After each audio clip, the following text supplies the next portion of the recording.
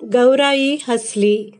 मधुरा, काय झालं? कुठपर्यंत आली तयारी? सासूबाईंचा आवाज ऐकू आला. अचानक त्या घरी आल्या. नेमकं मधुरा मुलींना बेडरूममध्ये झोपवत होती. अचानक स्वयंपाकघरात आल्या आणि एका बाईला पाहून त्या एकदम बोलल्या, "अगं, कोण तू? आमच्या स्वयंपाकघरात कशी काय? सगळी कामं तू का करत आहेस? काही कुलाचार वगैरे असतो की नाही?" सासूबाईंना अचानक आलेलं पाहून मधुरा चलबिचल झाली. "तुम्ही कधी आलात आई? तुम्ही तर उद्या येणार होतात ना?" "अगं, अचानक ठरलं माझं. म्हटलं उद्या जायचंच आहे तर आजच जाऊया." आता सासूबाई नक्की गोंधळ घालणार हे मधुरा जाणून होती. कारण कांचनताई जुन्या पद्धतीने आणि चालीरीतीने वावरणाऱ्या.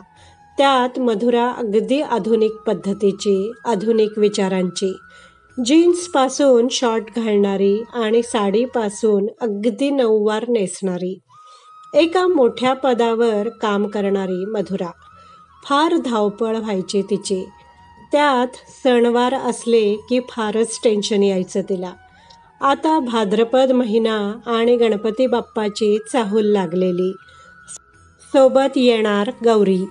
गौरी गणपती म्हटलं की कसं साग्र संगीत व्हावं हीच सासूबाईंची इच्छा. सुरुवातीला नवीन 4-5 वर्ष सगळं नीट निभावलं. पण आता 2 जुळ्या मुलींची आई, फार फजिती व्हायची तिची. मग आता यावर्षी गौराई कशी बसवायची? कशी तयारी करायची? अनेक प्रश्न डोळ्यासमोर फिरत होते. पण निभावणारे लोक असले की आपोआपच सगळं जुळून येतं असं म्हणतात. प्रश्न होता तो फक्त सासूबाईंचा. पण मधुराने 8 दिवस आधीपासूनच नियोजन सुरू केलं. तिच्या शेजारी 2 लाईन सोडून एक वस्ती होती.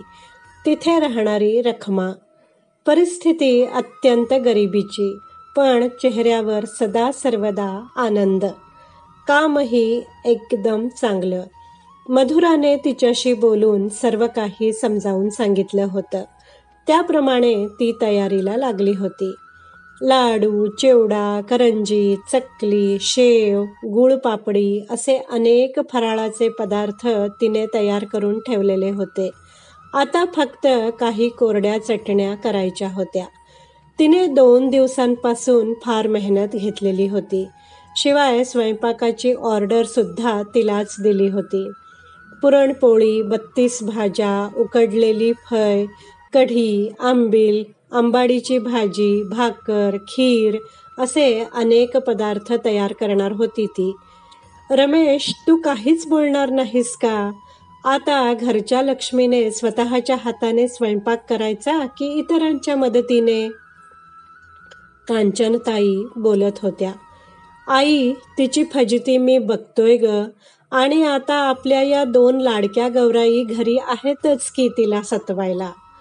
"अरे पण आई, ठीक आहे ना, तू काळजी करू नकोस. तशीही तिने 2 दिवस सुट्टी घेतलेलीच आहे." असं बोलून रमेश ऑफिसला निघून गेला. सासूबाई मात्र सारख्या बडबडत होत्या. काही रीतभात, नियम, सोवळं काही आहे की नाही म्हणे जमत नाही. "अशा कशा आजकालच्या पोरी ग तुम्ही? कोणीही उचलून आणता काम करायला. आता देवी प्रसाद कसा ग्रहण करेल? दरवर्षी लाडूचा नैवेद्य अर्पण केला की त्यात अर्धा लाडू खाल्लेला दिसत असे. पण यावेळी मात्र त्यांचं मन अनेक शंका-कुशंकांनी भरलेलं होतं.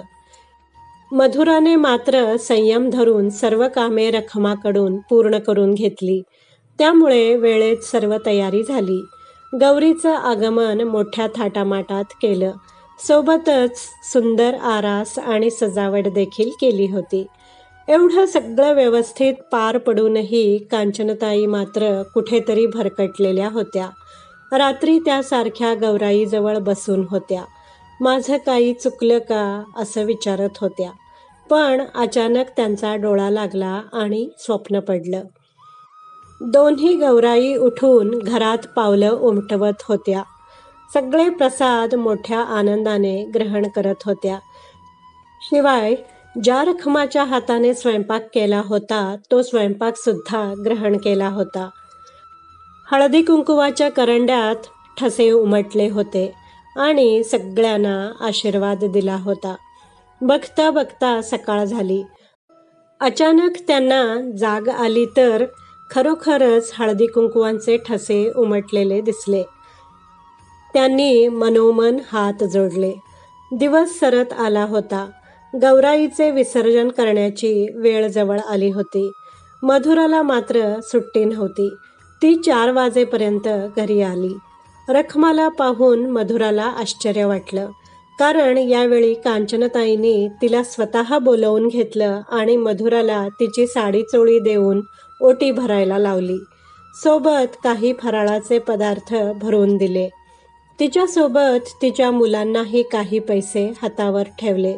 पोटभर जेवू घातले.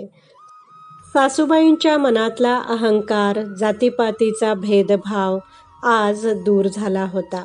मनातलं मळभ दूर झालं होतं. इतक्या वर्षांनंतर एका खऱ्या अर्थाने गौराईची पूजा आज घडली होती. घरात आगमन झालेल्या गौराईच्या चेहऱ्यावर एक वेगळंच रूप दिसलं आणि विसर्जन करताना गौराई हसली. खरी पूजा आज घडली होती. आगमन झालेल्या गौराई, रखमा आणि तिच्या 2 मुली यांचंही औक्षण करून पूजा पार पडली होती. रमेश आणि मधुरा खूप आनंदी दिसत होते, कारण आज कांचनताई खऱ्या अर्थाने खूपच आनंदी दिसत होत्या. मित्रमैत्रिणींनो, कसा वाटला तुम्हाला हा व्हिडिओ? नक्की कमेंट करून मला कळवा. व्हिडिओ पाहिल्याबद्दल धन्यवाद.